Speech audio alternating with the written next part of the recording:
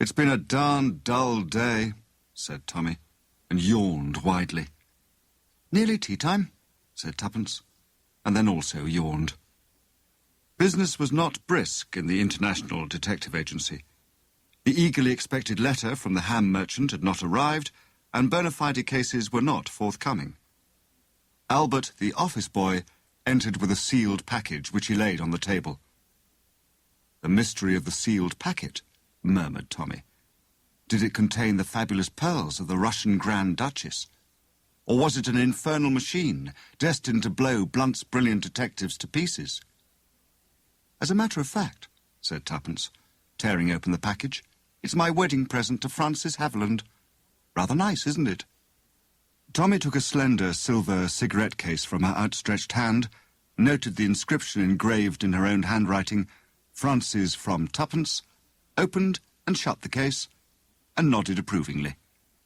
"You do throw your money about, Tuppence," he remarked. "I'll have one like it, only in gold, for my birthday next month. Fancy wasting a thing like that on Frances Haviland, who always was and always will be one of the most perfect asses God ever made."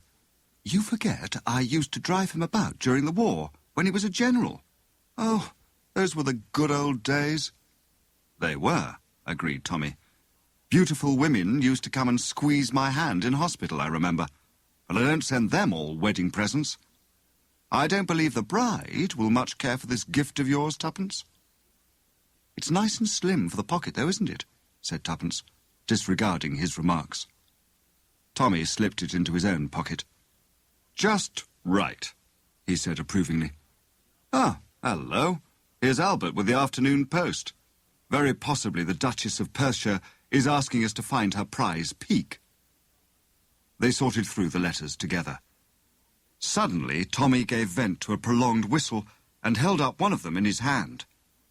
A blue letter with a Russian stamp on it. "Do you remember what the chief said? We were to look out for letters like that." "Oh, how exciting," said Tuppence. "Something has happened at last. Open it and see if the contents are up to schedule. A ham merchant, wasn't it? Oh, half a minute. We shall want some milk for tea. They forgot to leave it this morning. I'll send Albert out for it." She returned from the outer office, after dispatching Albert on his errand, to find Tommy holding the blue sheet of paper in his hand. "As we thought, Tuppence," he remarked. "Almost word for word what the chief said." Tuppence took the letter from him and read it. It was couched in carefully stilted English and purported to be from one Gregor Feodorsky, who was anxious for news of his wife. The International Detective Agency was urged to spare no expense in doing their utmost to trace her. Feodorsky himself was unable to leave Russia at the moment, owing to a crisis in the pork trade. "I wonder what it really means," said Tuppence thoughtfully, smoothing out the sheet on the table in front of her. "Code of some kind, I suppose," said Tommy. "That's not our business. Our business is to hand it over to the chief as soon as possible. Better just verify it by soaking off the stamp and seeing if the number 16 is underneath." "All right," said Tuppence, "but I should think—" She stopped dead, and Tommy, surprised by her sudden pause, looked up to see a man's burly figure blocking the doorway. The intruder was a man of commanding presence, squarely built, with a very round head and a powerful jaw. He might have been about 45 years of age. "I must beg your pardon," said the stranger, advancing into the room, hat in hand. "I found your outer office empty and this door open, so I ventured to intrude. This is Blunt's International Detective Agency, is it not?" "Certainly it is." "And you are, perhaps, Mr. Blunt? Mr. Theodore Blunt?"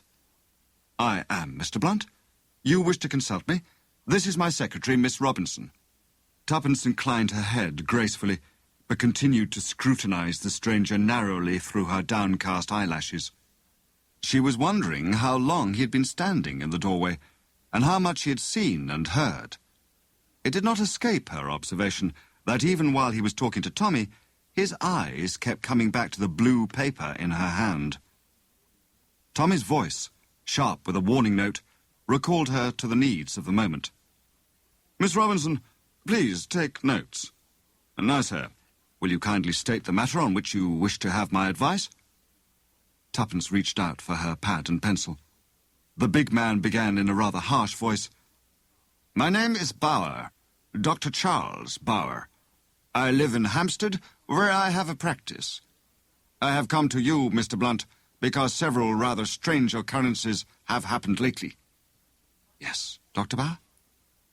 Twice in the course of the last week, I have been summoned by telephone to an urgent case, in each case to find that the summons has been a fake.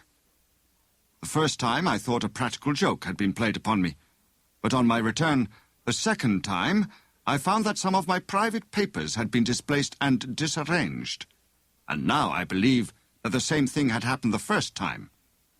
I made an exhaustive search and came to the conclusion that my whole desk had been thoroughly ransacked, and the various papers replaced hurriedly.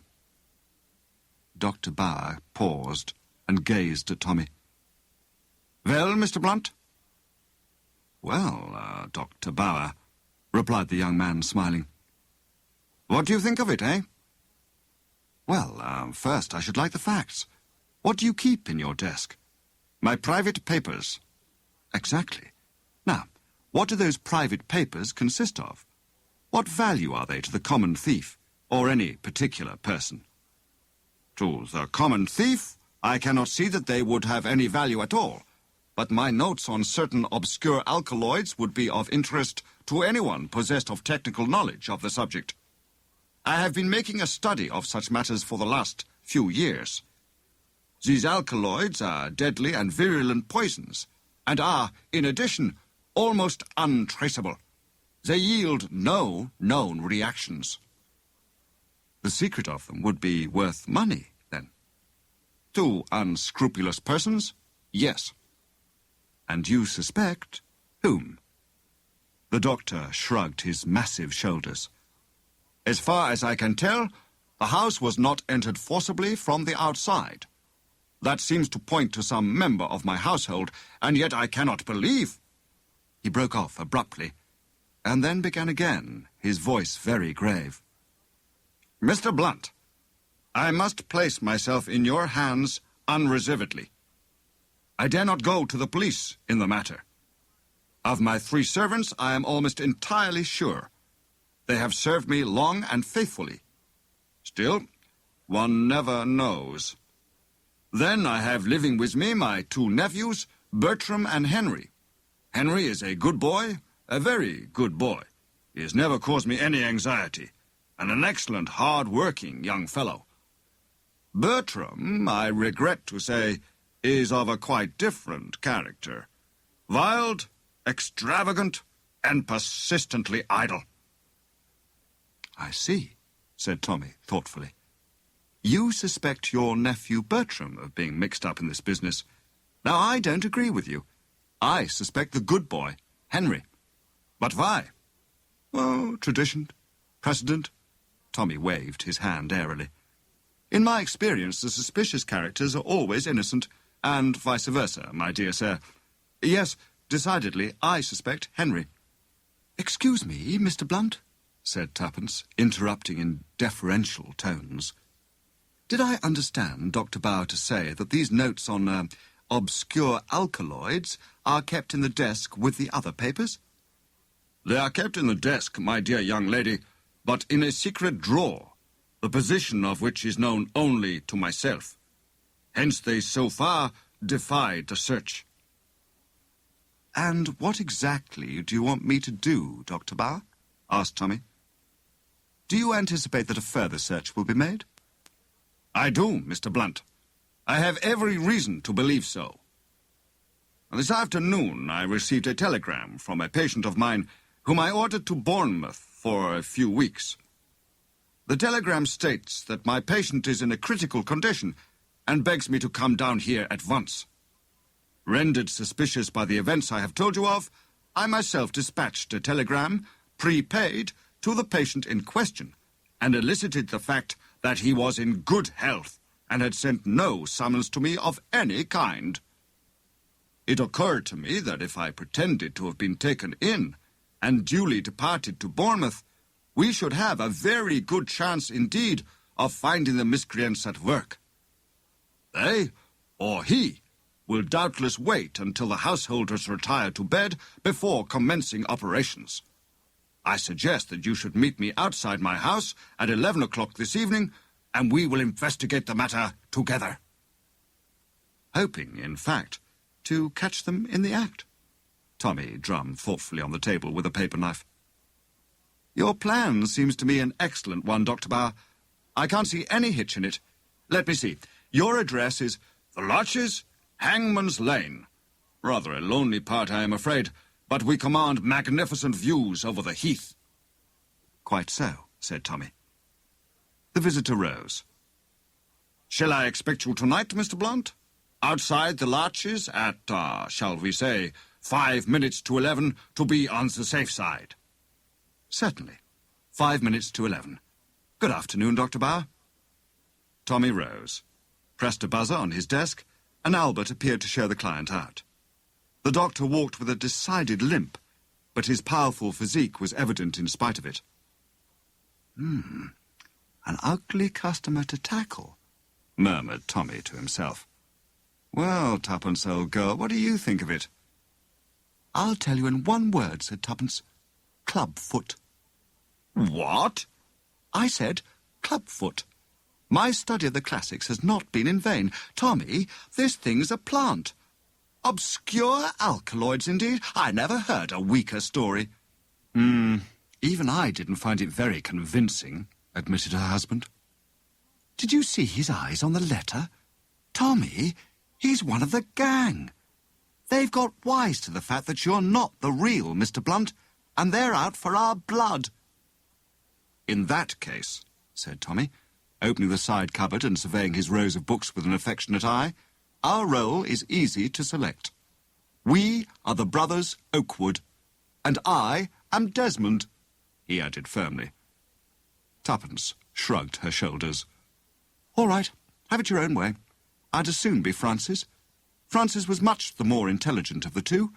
Desmond always gets into a mess, and Francis turns up as the gardener or something in the nick of time and saves the situation. Aha, said Tommy. But I shall be a super Desmond. When I arrive at the Larches, Tuppence interrupted him unceremoniously. You're not going to Hampstead tonight. Why not? Walk into a trap with your eyes shut? No, my dear girl. Walk into a trap with my eyes open. There's a lot of difference. I think our friend, Dr. Bauer, will get a little surprise. I don't like it, said Tuppence.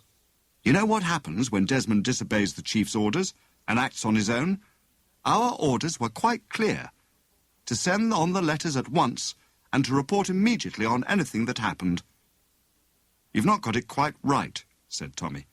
We were to report immediately if anyone came in and mentioned the number 16. Nobody has. That's a quibble, said Tuppence. No, it's no good. I've got a fancy for playing a lone hand. Oh, my dear old Tuppence, I shall be all right. I shall go armed to the teeth. The essence of the whole thing is that I shall be on my guard, and they won't know it. The chief will be patting me on the back for a good night's work. Well, said Tuppence, I don't like it. That man's as strong as a gorilla. Aha, said Tommy, but think of my blue-nosed automatic. The door of the outer office opened, and Albert appeared. Closing the door behind him, he approached them with an envelope in his hand. Gentlemen to see you, said Albert. When I began the usual stunt of saying you were engaged with Scotland Yard, he told me he knew all about that. Said he came from Scotland Yard himself. And he wrote something on a card and stuck it up in this envelope. Tommy took the envelope and opened it. As he read the card, a grin passed across his face. The gentleman was amusing himself at your expense by speaking the truth, Albert, he remarked. Show him in. He tossed the card to Tuppence. It bore the name Detective Inspector Dimchurch, and across it was scrawled in pencil, a friend of Marriott's. In another minute, the Scotland Yard detective was entering the inner office. In appearance, Inspector Dimchurch was much of the same type as Inspector Marriott, short and thick-set, with shrewd eyes. "Afternoon," said the detective breezily. "Marriott's away in South Wales, but before he went he asked me to keep an eye on you two, and on this place in general. Oh, bless you, sir," he went on, as Tommy seemed about to interrupt him. "We know all about it. It's not our department, and we don't interfere. But somebody's got wise lately to the fact that all is not what it seems. You've had a gentleman here this afternoon. I don't know what he called himself, and I don't know what his real name is, but I know just a little about him. Enough to want to know more. Am I right in assuming that he's made a date with you for some particular spot this evening?" "Quite right." "Aye, I thought as much. 16 Westerham Road, Finsbury Park. Was that it?" "You're wrong there," said Tommy with a smile. "Dead wrong. The Larches, Hampstead." Dimchurch seemed honestly taken aback. Clearly he'd not expected this. "Oh, I don't understand," he muttered. "Must be a new layout. The Larches, Hampstead, you said?" "Yes. I'm to meet him there at 11 o'clock tonight." "Don't you do it, sir." "There!" burst from Tuppence. Tommy flushed. "If you think, Inspector," he began heatedly, but the Inspector raised a soothing hand. "I'll tell you what I think, Mr. Blunt. The place you want to be at 11 o'clock tonight is here in this office." "What?" cried Tuppence, astonished. "Here in this office. Never mind how I know. Departments overlap sometimes, but you've got one of those famous blue letters today. Old what's-his-name is after that. He lures you up to Hampstead, makes quite sure of your being out of the way, and steps in here, at night, when all the building is empty and quiet, to have a good search round at his leisure." "But why should he think the letter would be here? He'd know I should have it on me, or else have passed it on." "Ha-ha! Begging your pardon, sir, that's just what he wouldn't know. He may have tumbled to the fact that you're not the original, Mr. Blunt, but he probably thinks that you're a bona fide gentleman who's bought the business. In that case, the letter would be all in the way of regular business, and would be filed as such." "Oh, I see," said Tuppence. "Aye, and that's just what we've got to let him think. We'll catch him red-handed here tonight." "So, that's the plan, is it?" "Yeah, it's a chance of a lifetime. Now then, let me see, what's the time? 6 o'clock. What time do you usually leave here, sir?" About 6. "Well, you must seem to leave the place as usual. Actually, we'll sneak back to it as soon as possible. I don't believe they'll come here till about 11, but of course, they might. If you'll excuse me, I'll just go and take a look round outside and see if I can make out anyone watching the place." Dimchurch departed, and Tommy began an argument with Tuppence.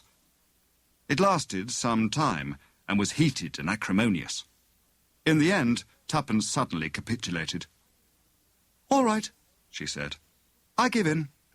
I'll go home and sit there like a good little girl whilst you tackle crooks and hobnob with detectives. But you wait, young man. I'll be even with you yet for keeping me out of the fun." Dimchurch returned at that moment. "Course seems clear enough," he said. "But you can't tell. Better seem to leave in the usual manner. They won't go on watching the place once you've gone." Tommy called Albert and gave him instructions to lock up.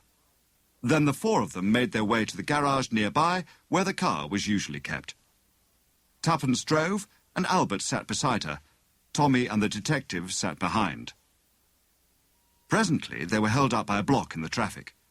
Tuppence looked over her shoulder and nodded. Tommy and the detective opened the right-hand door and stepped out into the middle of Oxford Street. In a minute or two, Tuppence drove on. "Better not go in just yet," said Dimchurch, as he and Tommy hurried back towards the office.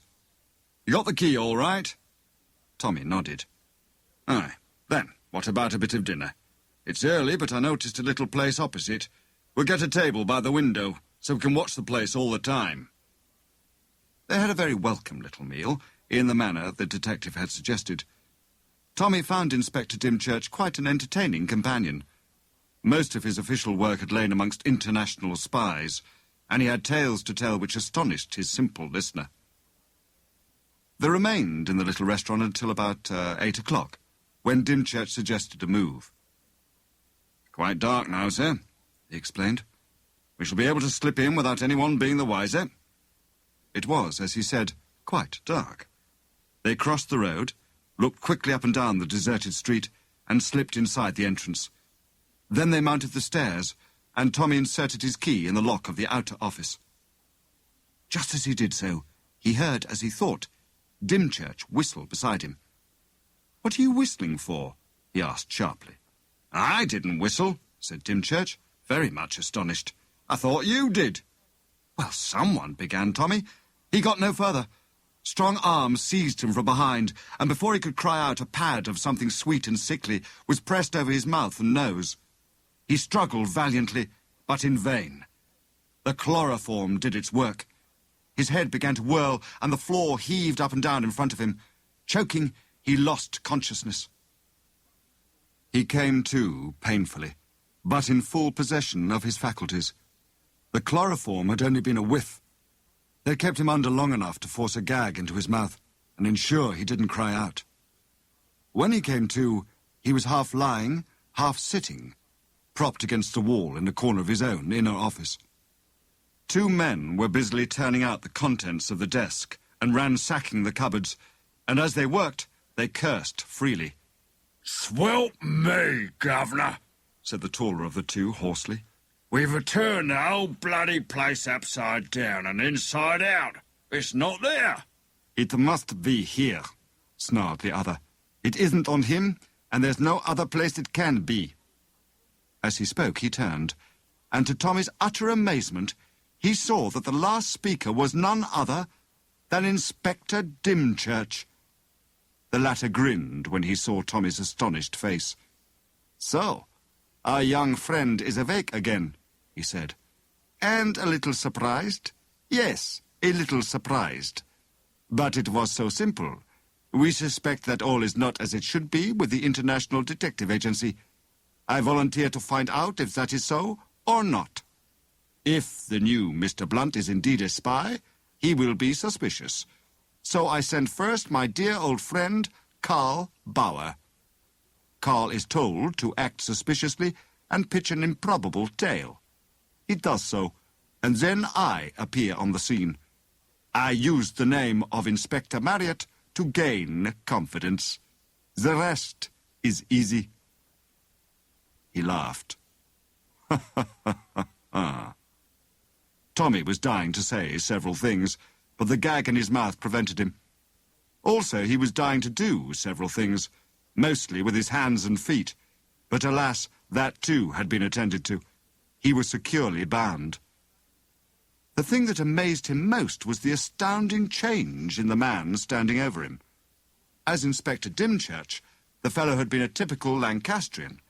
Now, no one could have mistaken him for a moment for anything but a well-educated foreigner. "Coggins, my good friend," said the erstwhile inspector, addressing his ruffianly-looking associate, "take your life-preserver and stand by the prisoner. I am going to remove the gag. You understand, my dear Mr. Blunt, do you not, that it would be criminally foolish on your part to cry out? But I'm sure you do. For your age, you are quite an intelligent lad." Very deftly, he removed the gag and stepped back. Tommy eased his stiff jaws, rolled his tongue round his mouth, swallowed twice, and said nothing at all. "I congratulate you on your restraint," said the other. "You appreciate the position, I see. Have you nothing at all to say?" "What I have to say will keep," said Tommy, "and it won't spoil by waiting." "Ah, what I have to say will not keep. In plain English, Mr. Blunt, where is that letter?" "Oh, my dear fellow, I don't know," said Tommy cheerfully. "I haven't got it, but you know that as well as I do. I should go on looking about if I were you. I'd like to see you and your friend Coggins play hide-and-seek together." The other's face darkened. "You are pleased to be flippant, Mr. Blunt. You see that square box over there? That is Coggin's little outfit. In there is vitriol. Yes, vitriol. And irons that can be heated in the fire, so they are red hot and burn." Tommy shook his head sadly. "An error in diagnosis," he murmured. "Tuppence and I labelled this adventure wrong. It's not a clubfoot story. It's a bulldog Drummond, and you are the inimitable Carl Peterson." "What is this nonsense you are talking?" snarled the other. "Ah," said Tommy. "I see you are unacquainted with the classics. Pity." "Ignorant fool! Will you do what we want, or will you not? Shall I tell Coggins to get out his tools and begin?" "Don't be so impatient," said Tommy. "Of course I'll do what you want, as soon as you tell me what it is. You don't suppose I want to be carved up like a filleted sole and fried on a gridiron? I loathe being hurt." Dimchurch looked at him in contempt. "Common sense, my dear fellow. Merely common sense. Leave the vitriol alone and let us come down to brass tacks." "I want the letter." "I've already told you I haven't got it." "We know that. We also know who must have it. The girl." "Very possibly you're right," said Tommy. "She may have slipped it into a handbag when your pal Carl startled us." "Ah, you do not deny. That is wise. Very good. You will write to this Tuppence, as you call her, bidding her bring the letter here immediately." "I can't do that," began Tommy. The other cut in before he'd finished the sentence. "Ah, you can't. Well, we shall soon see. Coggins?" "Don't be in such a hurry," said Tommy.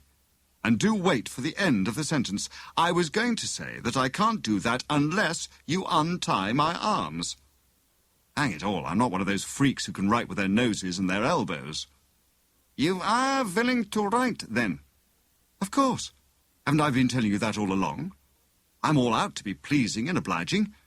You won't do anything unkind to Tuppence, of course. I'm sure you won't. She's such a nice girl." "We only want the letter," said Dimchurch, but there was a singularly unpleasant smile on his face. At a nod from him, the brutal Coggins knelt down and unfastened Tommy's arms. The latter swung them to and fro. "Ah, that's better," he said cheerfully. "Will kind Coggins hand me my fountain pen? It's on the table, I think, with all my other miscellaneous property." Scowling, the man brought it to him and provided a sheet of paper. "Be careful of what you say," Dimchurch said menacingly. "We leave it to you, but failure means death, and slow death at that."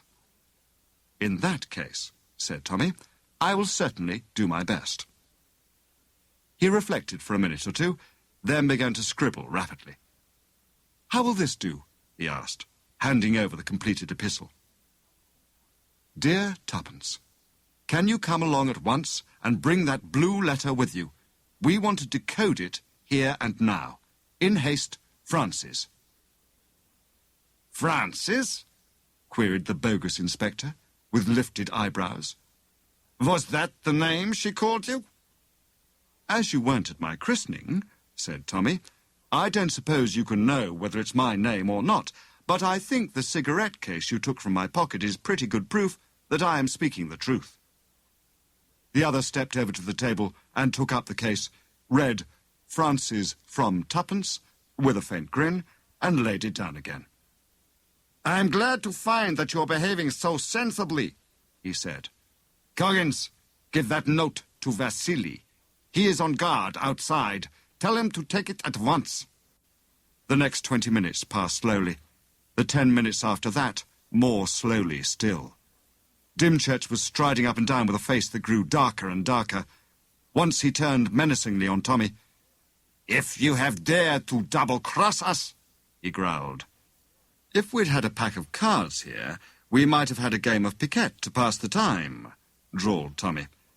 "Women always keep one waiting.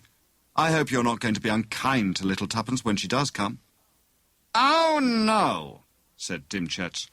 "We shall arrange for you to go to the same place together." "Will you, you swine?" said Tommy under his breath. Suddenly there was a stir in the outer office. A man whom Tommy had not yet seen poked his head in and growled something in Russian.